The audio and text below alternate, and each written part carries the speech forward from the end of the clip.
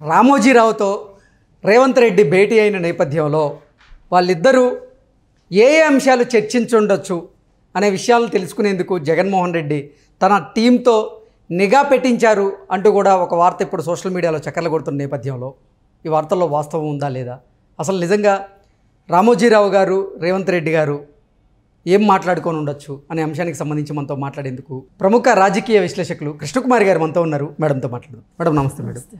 Madam ఈరోజు రేవంత్ రెడ్డి రామోజీరావు గారితో భేటీ అయిన నేపథ్యంలో అసలు వాళ్ళిద్దరి మధ్య ఎటువంటి చర్చలు నడిచాయి అనేది తెలుసుకునేందుకు జగన్మోహన్ రెడ్డి తన టీంతో నిఘా పెట్టించారు అంటూ కూడా ఒక వార్త ఇప్పుడు సోషల్ మీడియాలో చక్కర్లు కొడుతూ ఉంది. ఏంటి మేడం ఆ వార్తల్లో వాస్తవం ఉండొచ్చా? అసలు నిజంగా రేవంత్ రెడ్డి గారు రామోజీరావు గారు ఏం మాట్లాడుకొని ఉండొచ్చు?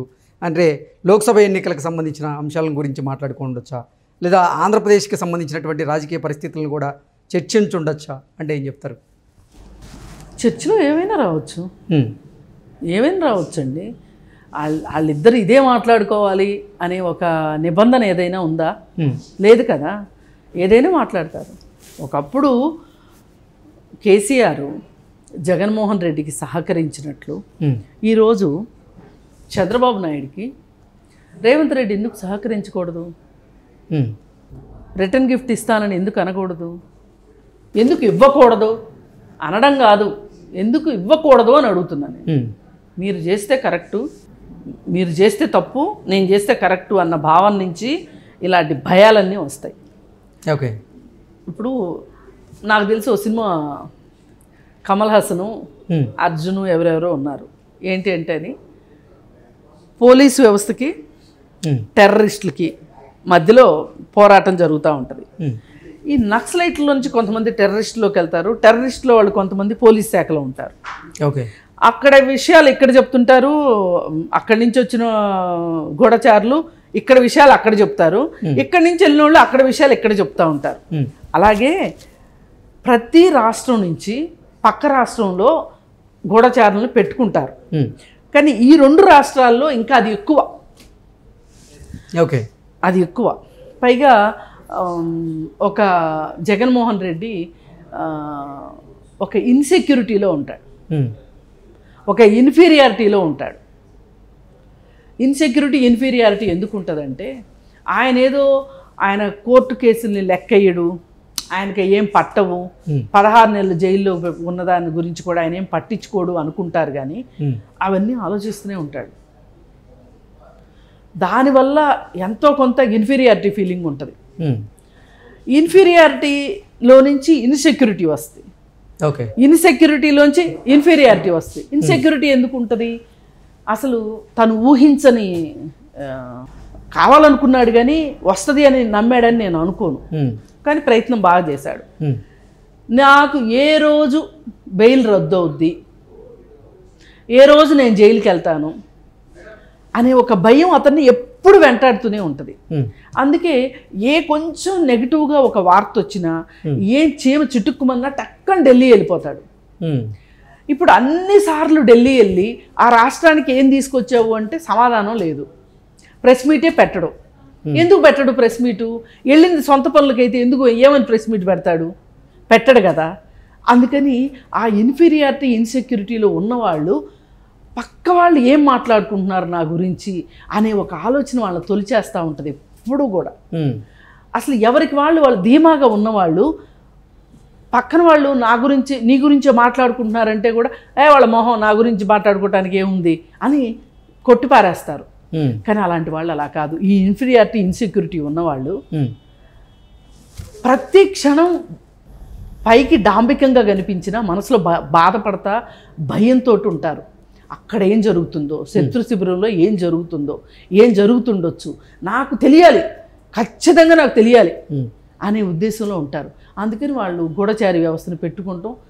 అదేమి పెద్ద విచిత్రం ఏమీ కాదు. పైగా ఇక్కడ కలుస్తుంది ఎవరు? ఇద్దరు శత్రువులు. జగన్మోహన్ రెడ్డికి ఇద్దరు శత్రువులు వీళ్ళు. రామోజీరావు గారు ప్లస్ రేవంత్ రెడ్డి గారు ఇద్దరు శత్రువులు. ఈ ఇద్దరు శత్రువులు కలిశారు అంటే రేపొద్దున్న నా సంగతి ఏంటి అనే భయం ఖచ్చితంగా ఉంటుంది. పైగా ఇంకొకటి ఏంటి అంటే రామోజీరావు గారికి మోడీ దగ్గర ఎంతో కొంత ఎడ్జ్ ఉంది అని చెప్పి జగన్మోహన్ రెడ్డికి తెలుసు.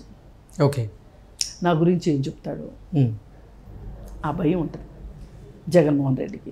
ఆ భయంతో ఇక్కడ ఏం జరుగుతుందో తెలుసుకోవాలని కుతూహలం అయితే ఉంటుంది, భయం ఉంటుంది. ఆ ప్రాసెస్లోనే అసలు వీళ్ళిద్దరు కలుస్తున్నారంటేనే ముందు భయం వేసి ఉంటుంది.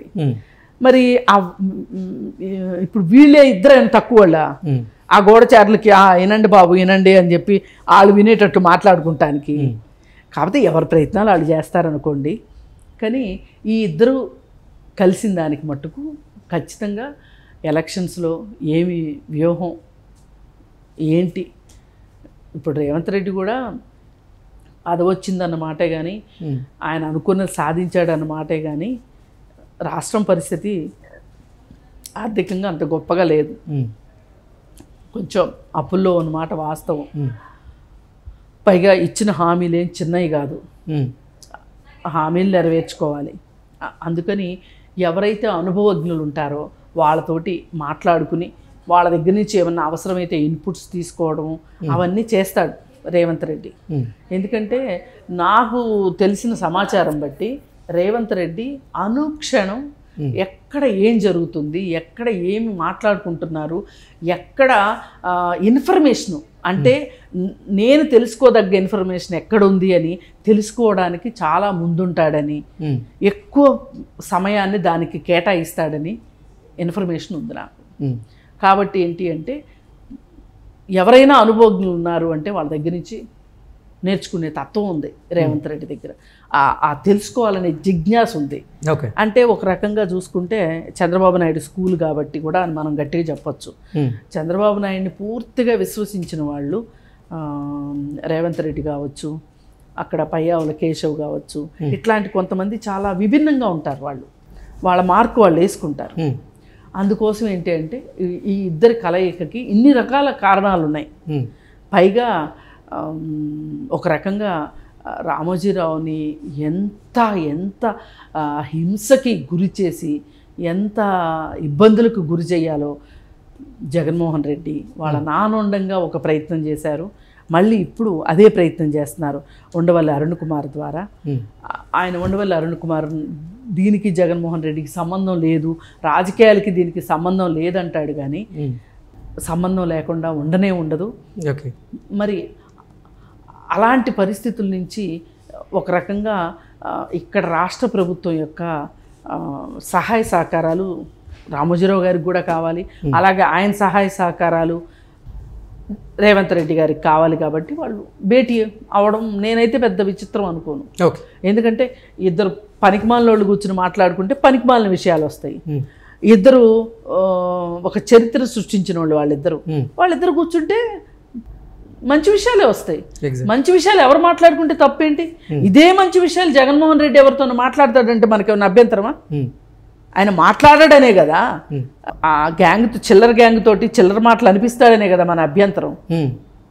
నాని రోజా ఈ చిల్లర గ్యాంగ్ తోటి చిల్లర మాటలు అనిపిస్తాడు కదా, అది అలా అనిపించే వాళ్ళని మనం అలాగే చూస్తాం. ఇలా ఎంతో కొంత కాస్త పరిణితి ఉన్న రాజకీయాలు చేసే వాళ్ళ గురించి మనం ఇలా మంచిగా మాట్లాడుకుంటాం. Okay madam, thank you.